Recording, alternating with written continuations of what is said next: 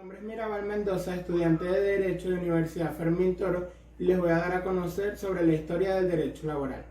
En el mundo antiguo.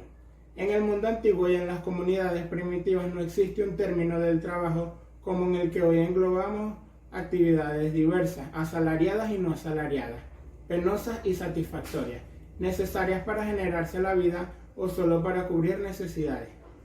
En cada época han dado unas características y una forma de llevar el trabajo que difieren en mucho, y un ejemplo claro de esto lo tenemos en el mundo antiguo, puesto que el trabajo, sobre todo en Grecia y en Roma, se caracterizaba por la esclavitud, que suponía la consideración del esclavo como un simple bien de su dueño, y junto a ella un tipo de servidumbre. En Grecia eran los hilotas, espartanos que, carentes de libertad, en cuanto pertenecían a la comunidad de Esparta, gozaban de derechos económicos. En Roma el trabajo se basaba en el esclavo totalmente, y éste no podía ser titular de relaciones de propiedad ni de parentesco, ni podía contraer obligaciones civiles, ni mucho menos comparecer en un juicio. El esclavo carecía de un derecho subjetivo a la vida y al trato digno. Sin embargo, el dominus que mataba o maltrataba a un esclavo podría sufrir de sanciones penales. De igual forma, podemos establecer que una de las primeras normas que estableció un tipo de regulación laboral fue la Lex Valerium Horacica, de modo agrónomo, que entre otras cosas estableció que los terratenientes debían tener un número determinado de mano de obra libre, con el fin de acatar el desempleo en Roma durante la Edad Media. Las nuevas generaciones carecen en un ambiente donde el trabajo, aparte de la necesidad, comienza a convertirse o a considerarse como un bien social, una forma de sustento casi única y obligatoria para esto. Durante la Edad Media surgió el famoso feudalismo, el cual se basa en grandes extensiones de tierra cuya propiedad pertenecía al Estado y a la nobleza, y que debían por tanto pagar altos intereses para poder sobrevivir. Entre los señores feudales y la Iglesia Católica se repartían todas las riquezas, dejando así sin riqueza a la palestra y a las figuras artesanales, y a los aprendices de los mismos. Por ello se dice que estos quedaban con muy poca riqueza. De forma intermedia, entre los que cobran y los que trabajan aparecen tímidamente las actividades artesanales. Estos autónomos medievales se movían en la frágil frontera entre ambos bandos, siempre con el miedo de parecer demasiado rico o demasiado pobre, y de esta forma desencajar con los niveles de riqueza y de pobreza. Fue al final de la Edad Media cuando surge, gracias a la Revolución Industrial, una nueva ideología que viene a decir que la riqueza no se centra exclusivamente en tener o no propiedades de tierra. La Revolución Industrial nos enseñó que en cualquier parte hay oportunidad de crecer y que las necesidades humanas pueden ser satisfechas y de esta forma uno puede enriquecerse.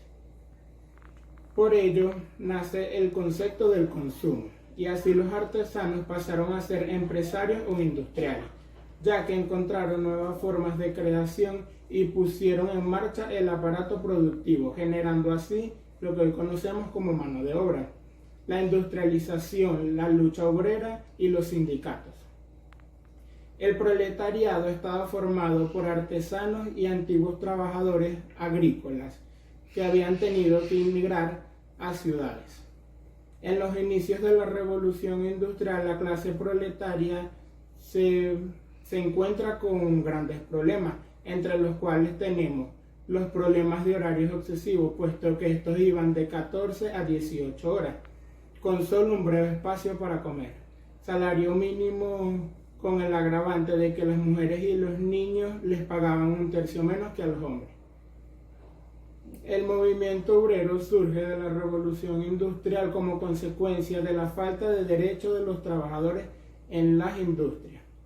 Se inició en Inglaterra, y las primeras manifestaciones de este movimiento se plasmaron en la destrucción de las máquinas, a las cuales se les responsabilizaba de la pérdida de capacitación adquisitiva del pequeño artesano. Los obreros se dieron cuenta de que no era la máquina su enemiga, sino el uso de la misma. Fue entonces cuando los obreros comenzaron a dirigir sus quejas a los empresarios. Así nace el sindicalismo, el cual es considerado como un movimiento de resistencia contra el capitalismo. Por su parte, con la revolución industrial ha crecido y se consiste en que grandes empresarios lograron acumular grandes cantidades de dinero, y crean unos sistemas de consumo en los que los menos favorecidos tienen la necesidad de trabajar. Evolución del derecho del trabajo en Venezuela. Ley de pobres de Inglaterra. Deriva de las normas y prácticas en las que desde la primera mitad del siglo XVI se ha intentado suprimir el vagabundismo, proporcionando así ayuda a los pobres. Sin embargo, esta les prohíbe mendigar fuera de las parroquias de origen, y los mendigos quedaban confinados dentro de áreas específicas, y salirse de estas áreas estaba fuertemente sancionado. Todas estas normas fueron recopiladas en el reino de Isabel I y dieron origen a la primera ley oficial de pobres, conocida como la Ley de Pobres del año 1601. Esta ley establece los principios de un sistema nacional de ayuda legal y obligatoria a los pobres, y constituyó la clase que más tarde se dio a conocer como la antigua Ley de Pobres. Las leyes de India, a su mismo tiempo, fueron las que dieron los principios de intervención, los cuales movieron luego el derecho del trabajo. La protección del Estado al trabajador indio, quien estaba de forma rudimentaria en el trabajo asalariado, cuyo desarrollo tomaría tanta importancia en el régimen capitalista. Estas constituyen así aquellas leyes como una fuente digna de estudios formales. La Constitución de 1830 y códigos civiles. En el desarrollo de las reseñas históricas en el derecho del trabajo podemos distinguir dos periodos que comprenden desde la Constitución de la República Independiente de Venezuela, que demarcan en la Gran Colombia en 1830, hasta la Ley de Talleres y Establecimientos Públicos en 1917. Y el segundo periodo viene siendo el que se extiende desde la última fecha hasta nuestros días. En 1830 a 1917, gran parte de los estados y municipalidades de la República sancionaron códigos, leyes y ordenanzas hacia los policías, en los cuales se insertaban reglas de aplicación regional sobre el trabajo, ya que poseían de carácter policial, se podría decir, atento al cuidado del orden público y las buenas costumbres, la cual la regulación moderaba la protección al trabajo y a los trabajadores. En el segundo periodo, de 1917 hasta nuestros días, comienza propiamente el 26 de junio de 1917, con la Ley de Talleres y Establecimientos Públicos.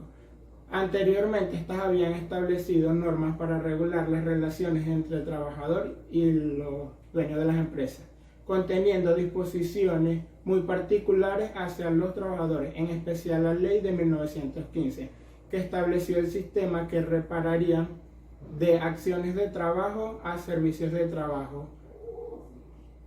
En 1927, la Ley de Talleres y Establecimientos Públicos, que ha comenzado ya propiamente, como lo expliqué anteriormente, en junio de 1917, y con la ley de estos talleres mencionada anteriormente, el inicio de la actual legislación de trabajo en el país por su propósito en el trabajo humano. El carácter orgánico de sus reglas y por su aplicación es lo que ha hecho destacar y comenzar el trabajo en Venezuela, y comenzar el derecho del trabajo en Venezuela. Ok, cabe destacar el hecho de que el derecho del trabajo no es tan antiguo, sin embargo el trabajo sí, es decir, el trabajo es tan antiguo como el hombre mismo. Se podría decir incluso desde épocas que no podríamos mencionar. Por último, cabe destacar que el derecho del trabajo o el derecho laboral es una rama del derecho venezolano que regula las relaciones entre los patronos y los trabajadores. Muchas gracias por su atención, eso ha sido todo.